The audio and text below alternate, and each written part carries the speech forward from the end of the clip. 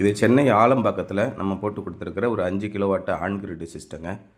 நம்ம வீட்டுக்கு எவ்வளோ தேவை அப்படிங்கிற பவரை நம்மளே உற்பத்தி பண்ணுறது தான் இந்த ஆன் கிரிட் சிஸ்டம்னு நான் எல்லா வீடியோலையும் சொல்லியிருக்கேன். பேட்ரி தேவையில்லை. இன்றைக்கி சரியான மழைங்க. அப்படியே நம்ம 5 கிலோவாட் போட்டிருக்கிறோம். 4100 வாட்ஸ் ப்ரொடக்ஷன் ஆகுது. இங்கே நம்ம கொடுத்துருக்கிறது எல்லாமே லேட்டஸ்ட் டெக்னாலஜி மோனோக்ரிஸ்டலைன் பேனல் தான் கொடுக்குறோம். இது என்ன அப்படின்னு கேட்டிங்கன்னா, நம்ம வீட்டுக்கு தேவையானதை 2 விதத்தில் நம்ம இப்போ சோலார் பேனல் போட்டுக்கலாம்.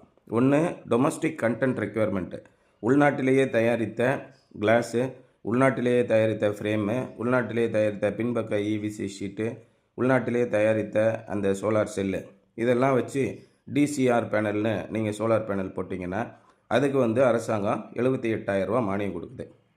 இந்த வீட்டுக்கு போடுற இந்த மானிய திட்டத்தை தவிர மற்ற எல்லா இடங்கள்லையுமே நம்ம இன்டர்நேஷ்னல் செல்ஸ் தான் யூஸ் பண்ணுறோம். உலகளாவிய அளவில் ஒரு ஸ்டாண்டர்ட் மெயின்டைன் பண்ணுறாங்க. அதில் வரக்கூடிய நான் டிசிஆர் செல்ஸ், இன்டர்நேஷ்னல் செல்ஸ் தான் பெரிய பெரிய ஃபேக்ட்ரிக்கு, கமர்ஷியல் யூனிட்ஸுக்கு, இப்போ கடைகளுக்கு நம்ம போடுறோம். அதுமாதிரி பெரிய பெரிய பவர் பிளான்ட்டு போடுறாங்க. இது எல்லாமே பார்த்திங்கன்னா நான் டிசிஆர் சோலார் பேனல்னு வருது. அதுதான் ஏற்கனவே பல ஆண்டுகளாக வந்துக்கிட்டு இருந்தது. அதோட குவாலிட்டி இன்டர்நேஷ்னல் ஸ்டாண்டர்ட்ஸில் இருக்கும். இது நம்ம மானிய திட்டத்துக்குனே பயன்படுத்துறதுக்கு தான் TCR panel, domestic content requirement, உள்நாட்டிலேயே தயாரித்த பொருட்களை கொண்டு தயாரித்த சோலார் பேனல்களை போட்டால் உங்களுக்கு நாங்கள் 78,000 மானியம் கொடுக்குறோம் அப்படின்றாங்க.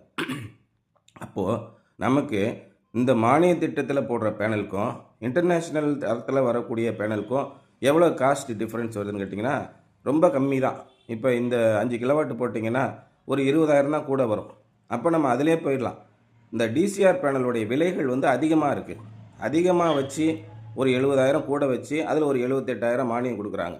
அதுக்கு நம்ம இன்டர்நேஷ்னல் குவாலிட்டிலே போயிடலாம் அப்படின்னு சொல்லிட்டு இங்கே சார் என்ன சொல்லிட்டாங்க, வேணாம், எங்களுக்கு சப்சிடி பேனலே வேணாங்க, எங்களுக்கு டிசிஆர் பேனல் வேண்டாம், நான் டிசிஆரில் ரெகுலராக வரக்கூடிய இன்டர்நேஷ்னல் குவாலிட்டியில் எங்களுக்கு பண்ணி கொடுத்துருங்க அப்படின்ட்டாங்க. இந்த மாதிரி பண்ணும்போது நமக்கு மீட்டரும் ஒரே வாரத்தில் வந்துடும்.